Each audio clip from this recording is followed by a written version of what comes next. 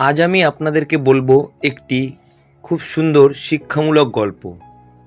গল্পের নাম শেষ যাত্রার সঙ্গী। গল্পটিতে আছেন এক রাজা ও তার 4 রানী। অনেক অনেক দিন আগের কথা।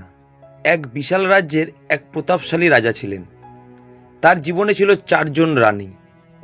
কিন্তু অবাক করার মতো বিষয় হলো, রাজা এই 4 জন স্ত্রীকে কখনোই সমান চোখে দেখতেন না। তার সবচেয়ে ছোট অর্থাৎ চতুর্থ রানীকে তিনি নিজের প্রাণের চেয়েও বেশি ভালোবাসতেন। তাকে সবসময় দামি রত্ন, রাজকীয় সিল্কের পোশাক আর সোনাদানায় মুড়িয়ে রাখতেন। তার যেন কোনো অযত্ন না হয়, সেদিকে রাজার কড়া নজর ছিল। তৃতীয় রানী ছিলেন অপরূপ সুন্দরী। রাজা তাকে নিয়ে সব জায়গায় খুব গর্ব করতেন, কিন্তু মনে মনে তার একটা ভয়ও কাজ করত, এই বুঝি সে আমাকে ছেড়ে অন্য কারো কাছে চলে গেল। তাই তাকেও রাজা চোখে চোখে রাখতেন। এরপর আসে দ্বিতীয় রানীর কথা। তিনি ছিলেন রাজার খুব বিশ্বস্ত একজন বন্ধু ও পরামর্শদাতা। রাজার যে কোনো বিপদে আপদে, রাজ্যের কঠিন সময়ে তিনি সবসময় রাজার পাশে থাকতেন, বুদ্ধি দিতেন।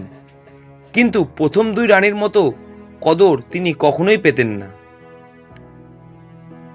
আর সবশেষে প্রথম রানীর কথা, যিনি ছিলেন সবচেয়ে বেশি অবহেলিত। তিনি রাজাকে নিঃস্বার্থভাবে ভালোবাসতেন।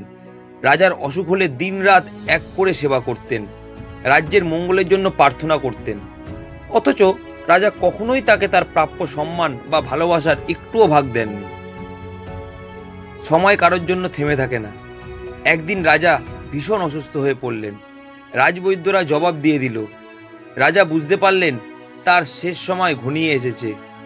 মৃত্যুর এই অন্ধকার ও অজানা যাত্রায় একা যাওয়ার কথা ভেবে তিনি শিউরে উঠলেন।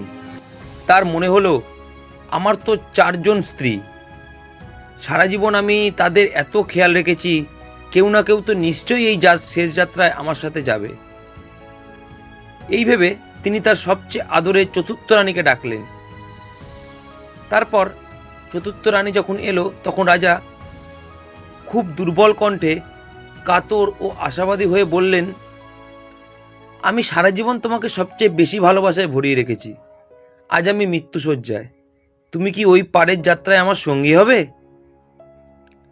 চতুর্থ রানী খুব ঠান্ডা, রুক্ষ ও স্পষ্ট কণ্ঠে বললেন, অসম্ভব, আমি কখনোই তোমার সাথে যেতে পারবো না। আমার পথ এখানেই শেষ।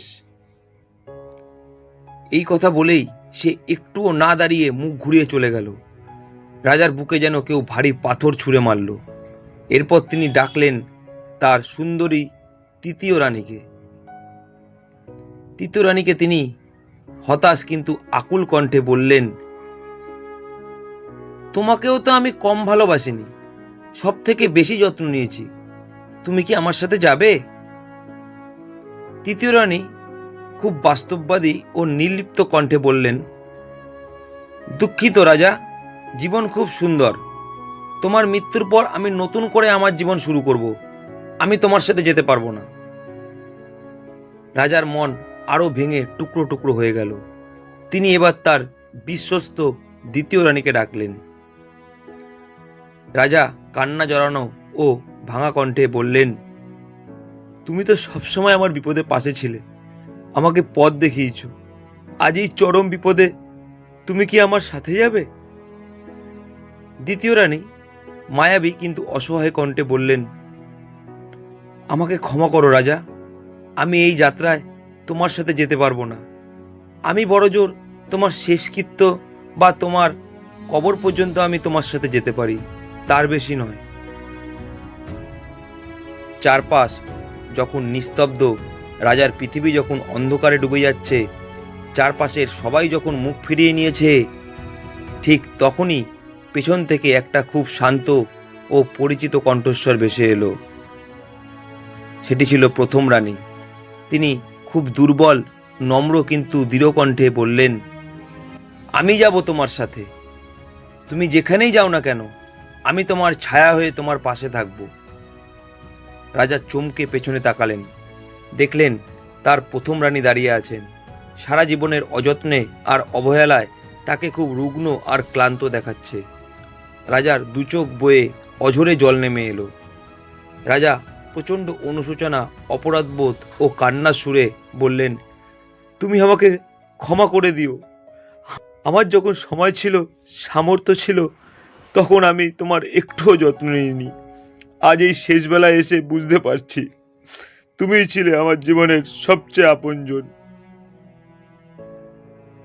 বন্ধুরা, এই গল্পটা শুধু কোনো রূপকথার রাজার গল্প নয়।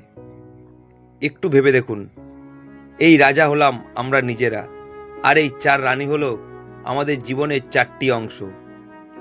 চতুর্থ রানী হলো আমাদের শরীর। সারা জীবন আমরা এত এর যত্ন নিই, সাজাই, ভালো ভালো খাবার দিই, কিন্তু মৃত্যুর পর এই শরীরটাই সবার আগে আমাদের ছেড়ে যায়। তৃতীয় রানী হলো আমাদের টাকা পয়সা, ব্যাংক ব্যালেন্স ও সম্পদ। মৃত্যুর পর যার সাথে সাথে অন্য কারো হয়ে যায়। দ্বিতীয় রানী হলো আমাদের পরিবার ও আত্মীয় স্বজন।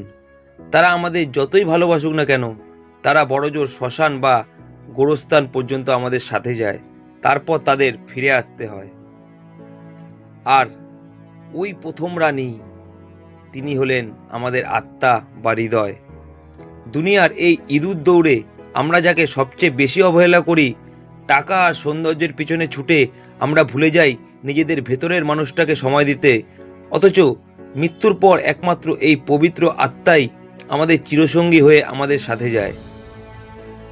তাই জীবনে ব্যস্ততা থাকবেই, কিন্তু নিজের আত্মার যত্ন নিতে ভুলবেন না।